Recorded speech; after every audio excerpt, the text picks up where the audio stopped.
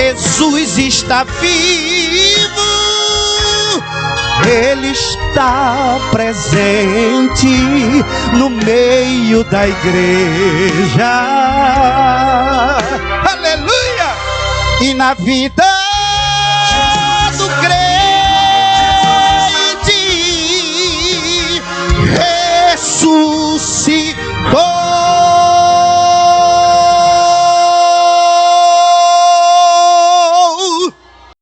Eu quero agradecer a Deus a oportunidade de poder estar nesta noite aqui com os irmãos, poder cercar a mesa do Senhor mais uma vez este ano e poder se alegrar em Deus pela salvação da alma, pelo nome escrito no livro da vida e de poder estar mais uma vez aqui com os irmãos. Deus continue abençoando a igreja e o nosso professor, o presbítero, o irmão João Barbosa, com toda a sua família, em nome de Jesus. Amém, meus irmãos? Meus irmãos, como nos é concedida a oportunidade de poder trazer uma reflexão da palavra de Deus, eu convido a igreja para abrir a Bíblia, onde foi feita a leitura da palavra de Deus nesta noite, no livro do profeta Isaías, como já foi dito pelo nosso irmão Roberto Amaro. Queremos ser breve, pois os irmãos sabem que tem uma programação hoje para assim realizarem. E eu, como já sou limitado, ainda quero ser breve, mas contando com as orações dos irmãos em nosso benefício. Capítulo 53 do livro do profeta Isaías. Eu quero tomar por base o versículo de número 11. 53 do profeta Isaías, versículo de número 11, diz assim a palavra de Deus: o trabalho da sua alma ele verá, e ficará satisfeito. Com o seu conhecimento, o meu servo, o justo, justificará a muitos, porque as iniquidades deles levará sobre si. Amém, meus irmãos?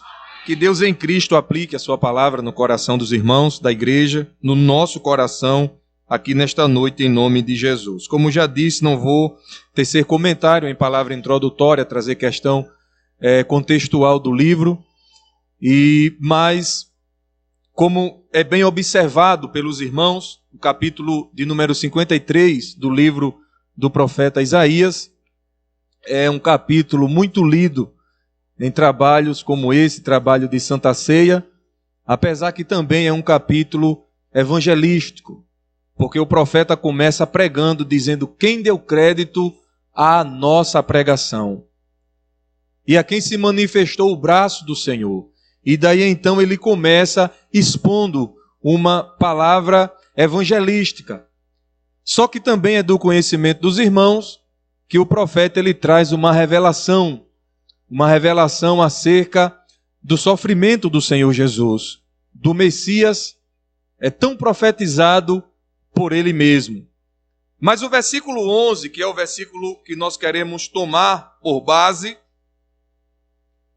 o profeta, ele traz uma revelação muito profunda acerca do Senhor Jesus, que foi, humanamente falando, um homem semelhante a nós, um homem que chorou como nós choramos, um homem que teve sede como nós temos, um homem que sentiu fome como nós sentimos também, um homem que dormiu como nós dormimos, acordou como nós acordamos, um homem normal, falo humanamente falando.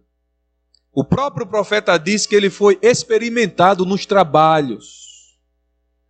Mas o versículo 11 do texto lido, o profeta, ele disse uma frase que nos chama a atenção, e muitas vezes o texto é tão lido e tão conhecido, que às vezes a gente passa desapercebido por algumas coisas.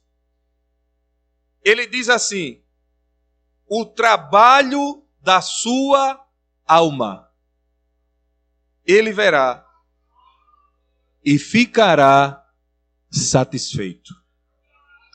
Os irmãos são frequentadores da escola bíblica dominical são bem ensinados pelo nosso professor, que é meu professor e meu coordenador da Escola Bíblica Dominical. Mas os irmãos sabem que o homem, ele é um ser tricotômico. Ele é composto por alma, corpo e espírito. Existe um conflito teológico que a gente não tem tempo para se deter a isso, que uns dizem que o homem é um ser dicotômico. Mas, biblicamente falando, sabemos que o homem, ele é formado por esta tricotomia: alma, corpo e espírito. O espírito a gente sabe que é o que faz a gente ter ligação com Deus, contato com Deus. Jesus disse à mulher samaritana no capítulo 4 de João, ele disse que os verdadeiros adoradores adorarão ao Pai em espírito e em verdade, porque Deus é espírito, e importa que os que o adorem em espírito e em verdade. Então, o espírito nos faz ter esse contato com Deus. A alma é quem estabelece o contato do homem com o mundo por meio do corpo, que é o instrumento da alma. Assim, o sentir, o pensar, o exercer vontade e outros atos que a gente exerce aqui são atributos tanto da alma como do espírito. Para uma melhor explicação, o que é a alma? A alma, ela é a sede das emoções, irmãos. A gente chora por causa da alma, sorri por causa da alma, a gente tem saudades por causa da alma, a gente se alegra por causa dela. É a alma quem faz a gente ter contato. O corpo, ele expressa o que a alma sente. Lembrem-se que o salmista disse que como um servo brama pela corrente das águas, assim suspira a sua alma. A minha alma, ele disse, suspira por ti, ó Deus. Então, o salmista disse aqui que a alma do Senhor, ou digo, o Senhor, ele verá o trabalho da sua alma. O trabalho da alma de Jesus. O trabalho da sua alma, queria dizer o profeta ali, fazia parte dos planos de Deus. Era um dos pontos principais do projeto de Deus para a salvação do ser humano. Eu volto ao versículo de número 10, ao versículo 10 do capítulo 53, o profeta diz assim: todavia, ao Senhor agradou o moê-lo, fazendo-o enfermar.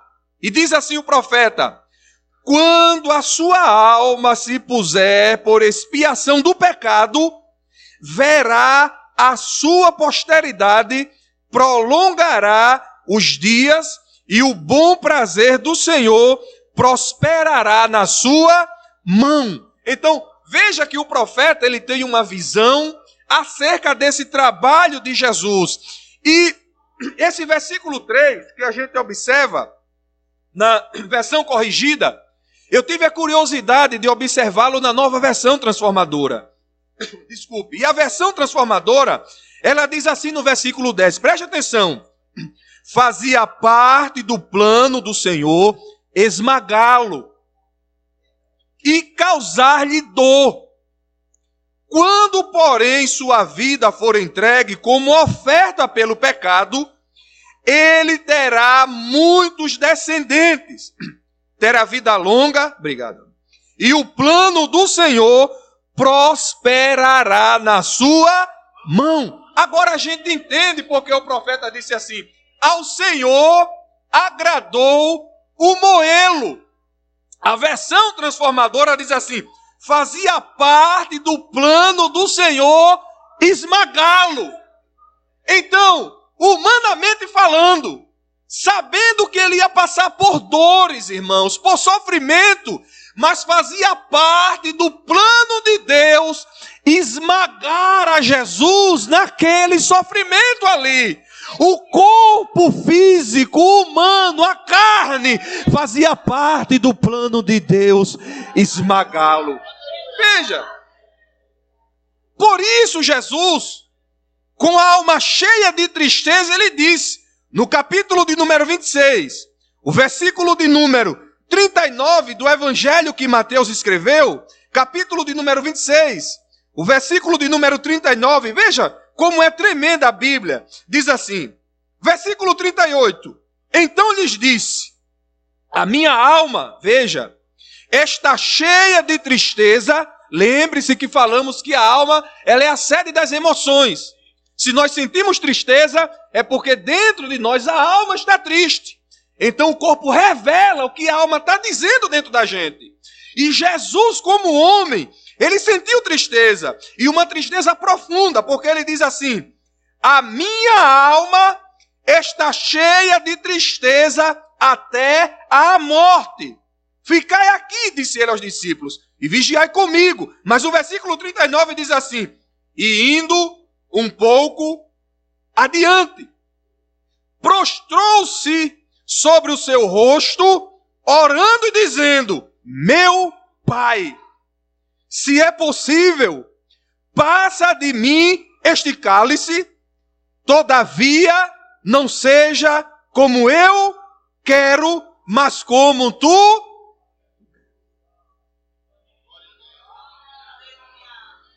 E esta vontade de Deus, que Jesus submeteu-se a ela, dizendo assim, a minha alma está cheia de tristeza até a morte. Ela está triste até a morte. Mas ele foi um pouco mais adiante com essa tristeza profunda, orar a Deus e a dizer assim, eu sei, Senhor, eu sei que eu tenho que passar por isso. E se eu tenho que passar tomando esse cálice, todavia não seja como eu quero, mas como tu queres. E o profeta viu essa vontade. O profeta sabia que ele ia passar por ali, pelo jardim do Getsemane. Lembrando disso, Getsemane já significa lugar de prensa. O lugar da prensagem do suco ali. Lugar de esmagar a uva, de esmagar o azeite. Getsemane é lugar de esmagamento. Lembre-se que falamos que na versão transformadora, a expressão ali é ao Senhor agradou esmagá-lo, espremê-lo. Deus permitiu que ele fosse ao Getsemane para espremer ele mesmo, para ele colocar para fora o que a alma estava sentindo. O que o corpo passava iria expressar o resultado do sofrimento da alma de Jesus. Se você me entende, diga amém por isso. Mas ele disse, todavia não seja como eu quero, mas como tu queres. Então fazia parte, para fazer a vontade do Pai, ele teve que ir um pouco mais adiante. Os versículos de número 39 a 42 diz isso, eu não vou me deter por causa do tempo. Então, Jesus entendeu ali, que o que prevalecia ali, o que ia prevalecer, era a vontade do Pai, a vontade de Deus. Repita essa expressão comigo, por favor. Diga, o que prevalece é a vontade de Deus. Diga só mais uma vez. O que prevalece é a vontade de Deus. Então guarde isso. Ainda que com a alma triste, com a alma amargurada, com dor na alma, passando por lutas e provações, o que prevalece é a vontade de Deus na nossa vida. Ainda que desça ao lugar da prensa, mas o que vai prevalecer, o que vai garantir a vitória, é a vontade de Deus na minha e na sua vida. Diga amém por isso. Jesus sabia, irmãos, que o resgate da humanidade dependia da sua perseverança. Hebreus, no capítulo de número 10, os versículos de número 36 em diante, o escritor aos Hebreus, ele diz assim, capítulo 10, versículo 36 em diante, ele diz assim, porque necessitais de paciência, para que depois de haverdes feito a vontade de Deus, possais alcançar a promessa. Porque ainda um pouquinho de tempo, a versão atualizada diz, ainda um pouco de tempo. E aquele, a corrigida diz o que há, a atualizada diz aquele, falando dele, de Jesus. O que há de vir virá e não tardará, mas o justo viverá da fé. E se ele recuar, a minha alma não tem prazer nele. A minha alma não tem prazer nele. Talvez você já tenha ouvido isso. Uma certa vez, houve-se uma guerra, e era uma guerra de países comunistas. E naquela guerra muito tremenda, que durou vários dias, um exército conseguiu capturar um soldado do exército inimigo. E levou aquele soldado para lá e disse, pronto, deixa ele vivo, porque com ele a gente vai adquirir informações para invadir o exército inimigo. E pegaram aquele soldado e depois de várias perguntas, de vários castigos, disseram assim, o que era que você fazia lá no seu exército, no seu país? Ele disse, eu era músico, eu sou músico. Qual é o instrumento que você toca? Era um instrumento de sopro.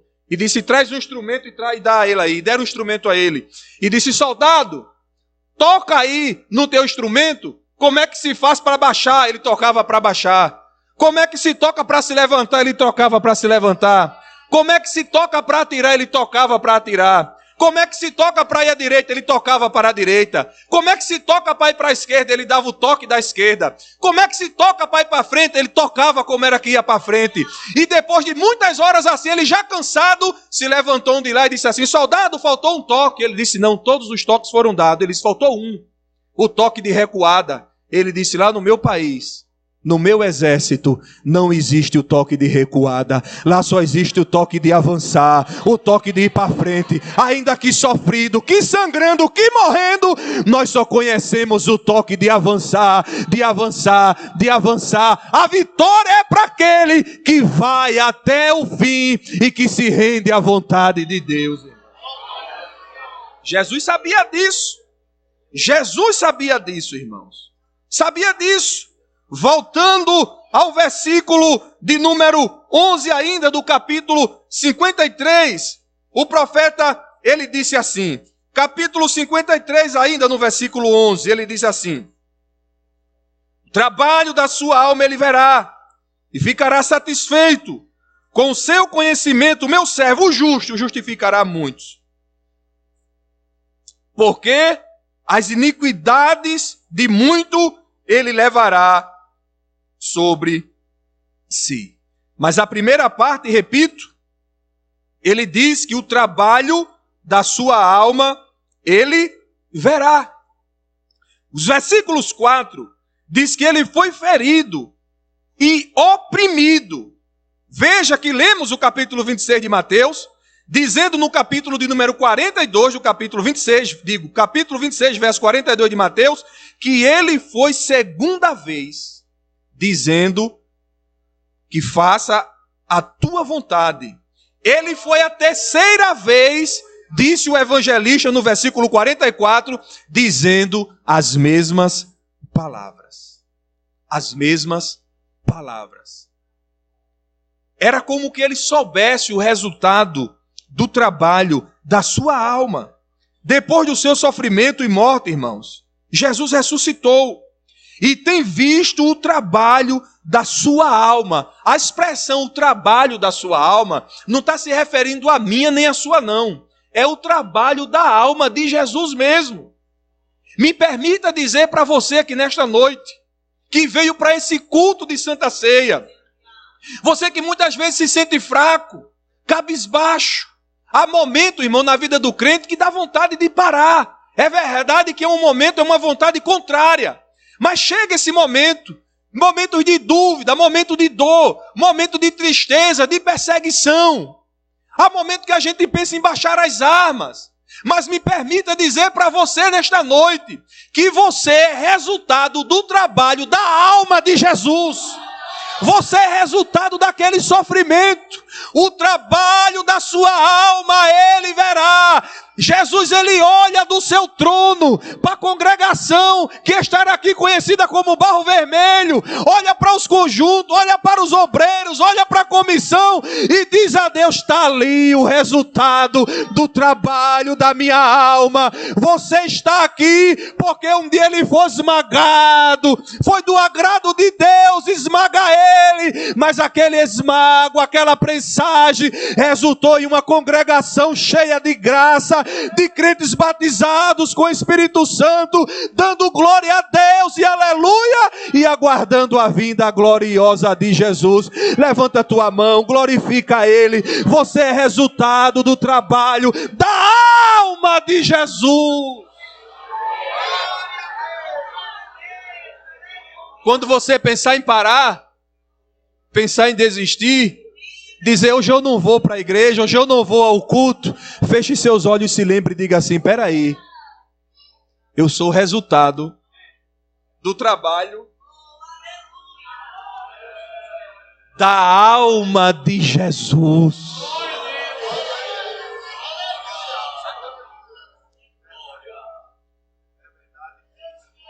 Sabe o que é que eu acho bonito? Eu vou concluir aqui. Sabe o que é que eu acho bonito? É que Paulo, escrevendo aos Efésios, o capítulo 3, versículo 8 a 11, ele disse assim: a mim, o mínimo de todos os santos, foi-me dada a graça de conhecer os mistérios de Deus. E ele disse assim: a saber, a multiforme sabedoria. Paulo fala de um mistério que há tanto tempo esteve oculto em Deus. E ele revela que mistério é esse. Ele diz assim: a saber, a igreja. Você sabia que Deus, quando criou tudo, estou concluindo aqui, quando Deus criou tudo, criou céu, criou terra, criou mar, criou os anjos, criou os seres terrestres, criou tudo. Deus tinha um projeto que ele ocultou, ele escondeu, e o apóstolo Paulo disse assim: esteve oculto em Deus que tudo criou. E ele diz que o projeto é a igreja. Ele diz a multiforme sabedoria de Deus, a saber, a igreja. Deus criou todas as coisas e fez com que todas as coisas, preste atenção que isso é muito sério. Ele fez questão de que todas as coisas fossem reveladas. Mas passaram-se séculos. A era patriarcal, os reis, passaram-se todos os tempos. E existia um mistério, um projeto escondido em Deus que ele não contou a ninguém. E Paulo disse: ele me revelou um mistério que há tanto tempo esteve oculto. Arcanjo não descobriu, serafim não sabia, ninguém sabia. Estava no coração de Deus. E se levantava reis e morria rei. Se levantava profeta e morria profeta. E ele dizia: eu tenho um projeto. Eu tenho um projeto e estava oculto. E ninguém sabia quem era esse projeto. E ele começa a revelar a Isaías, dizendo: olha, o trabalho da alma dele ele vai ver. O trabalho da alma de Jesus é a igreja. Você era para estar dando glória ouvindo isso. Sabe por quê? Porque esse mistério que estava oculto nesse projeto. Eu não sei se tem alguém aqui que é formado nesse negócio aí. Como é que é o nome lá? É projetista. Esse pessoal, irmão, que faz plantar de casa, me ajude, pelo amor de Deus. Arquiteto, desenhista, é um bocado de nome. Entendeu? O projetista chega e desenha a chamada planta baixa da casa. Ele desenha e está lá. Tantos quartos, aqui. E quando tem uma condição melhorzinha, né? Aqui vai ficar os móveis projetados, aquela coisa toda. E virou e mexeu tudo. Deus fez do mesmo jeito.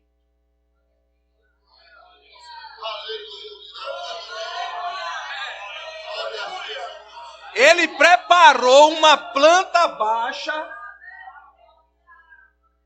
e disse assim, lá na congregação do Barro Vermelho. A planta baixa, o desenho já faz de cima, né? Ele olha de cima para baixo. Ele disse assim, do lado direito do púlpito, e agora isso sem ninguém saber, ninguém entrava na sala de Deus não. Porque Paulo disse que esteve oculto, ele não deixou ninguém ver. Disse do lado direito do púlpito para a entrada, é a comissão, não é? Vai estar a comissão. Isso antes de criar todas as coisas. Hoje é quanto? 12. Isso não é emocionalismo não, esse mesmo nome é? Não estou emocionando ninguém não. Isso é porque Deus é eterno. é soberano, é majestoso, é glorioso, Ele sabe tudo. Ele vai dar a comissão do ciclo da oração. Depois da comissão é quem? Sarça ardente. Na frente e no meio vai estar as crianças. Ao lado direito é os adolescentes ou é a campanha? Campanha adolescente. Do lado, ele fez um projeto e escondeu. E nele, disse, ninguém vê, ninguém acha, ninguém vê.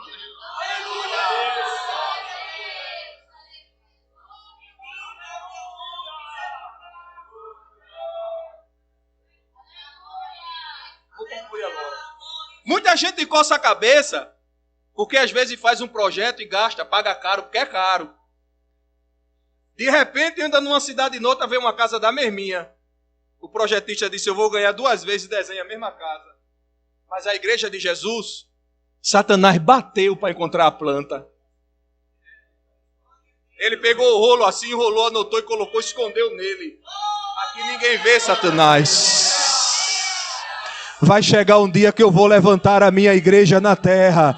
Escute, você estava nesse projeto, você estava nesse rascunho de Deus. Quando Deus planejou tudo, esse mistério, Ele sabia que o trabalho da alma de Jesus era quem ia pagar o preço dessa planta baixa. E você estava no desenho dessa planta. Levanta a tua cabeça, glorifica a Deus, come do pão, toma do cálice nesta noite, sabendo que você fazia parte desse projeto.